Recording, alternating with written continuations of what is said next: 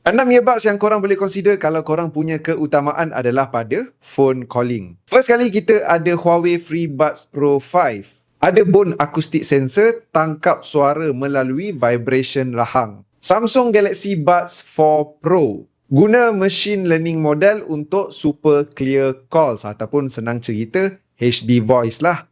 Apple AirPods Pro 3, dia punya H2 chip guna voice oscillation untuk bezakan background noise secara digital. Xiaomi Buds 5 Pro 32K HD calling dan power bug block angin. Soundcore Liberty 5 6 microphone AI system. Dan last sekali CMF Buds Pro 2. Boleh removekan background noise tapi ramai suka dia punya case sebab kita boleh control dia punya volume dan juga mute mic kita hanya dengan tekan butang dekat case tu sahaja. Ada lagi tak earbuds yang lebih function aku terlepas? Kalau ada, cuba korang share dekat ruangan komen.